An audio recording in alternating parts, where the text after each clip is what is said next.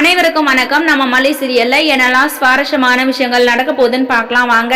ராஜேஸ்வரி, ரஞ்சிதா, நிஷா இவங்க 3 பேரும் பார்த்தீங்கன்னா எப்படியாவது கதிரேசனோட மேனேஜரை கைக்குள்ள போட்டுக்கிட்டு அந்த டெண்டரை நம்ம வாங்கிடலாம் அப்படின்னு சொல்லிட்டு நினைச்சிட்டு இருக்காங்க.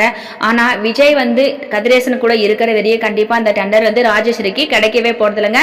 ஏன்னா பாத்தீங்கன்னா ராஜேஸ்வரி பாத்தீங்கன்னா அதாவது பணத்தை கொடுத்து அந்த டெண்டர் காஃபியை மேனேஜர் நம்ம கிட்ட கொடுத்துட்டாங்கன்னா ஸோ இதுக்கப்புறம் எந்த ஒரு ப்ராப்ளமும் இல்லை, அதுக்கு அடுத்த அமௌண்ட் என்னவோ அதை போட்டு அந்த டெண்டரை நம்ம எடுத்துடலாம் அப்படின்னு சொல்லிட்டு இந்த ராஜேஸ்வரி நினைச்சிட்டு இருக்காங்க. எப்படியும் இந்த விஷயம் வந்து கண்டிப்பா நம்ம விஜய்க்கு தெரியதான் போகுது. ஏன்னா கதிரேசனுக்கு வந்து நிஷா மேல ரொம்ப சந்தேகங்கள் வந்துருச்சு.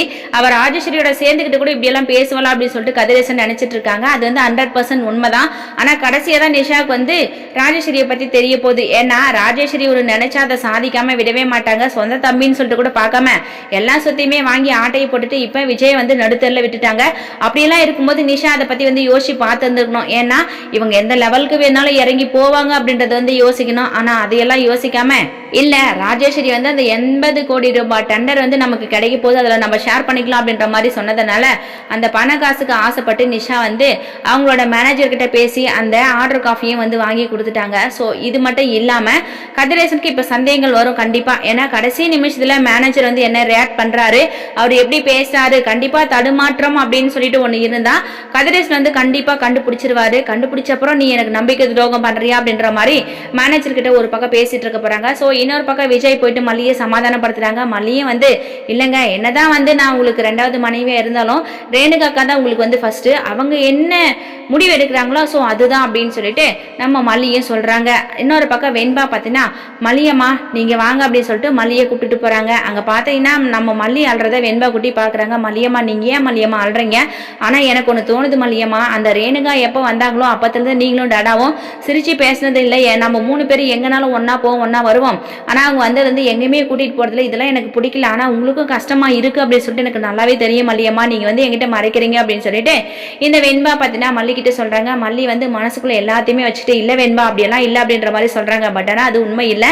வெண்பா சொல்றது 100% கரெக்ட் தான். ஸோ இதுக்கப்புறம் மல்லி வந்து சரிடா வெண்பா அம்மாவே உனக்கு கூட்டி வர்றான் அப்படின்னு சொல்லிட்டு வெண்பாவுக்கு சாப்பாடெல்லாம் ஊட்டி கதையெல்லாம் சொல்லி தூங்க வைக்கிறாங்க. விஜயும் வந்துடுறாரு. விஜய் வந்து மல்லி கண்கலங்கினதை பார்த்துறாரு. என்ன மல்லி என்னாச்சு எப்படி கண்கலங்கிட்டு இருக்கா அப்படின்னு சொல்லிட்டு விஜய் கேட்கும்போது மல்லி வந்து இல்லைங்க அதெல்லாம் எதுவும் இல்லை அப்படின்னு சொல்லிட்டு சொல்றாங்க.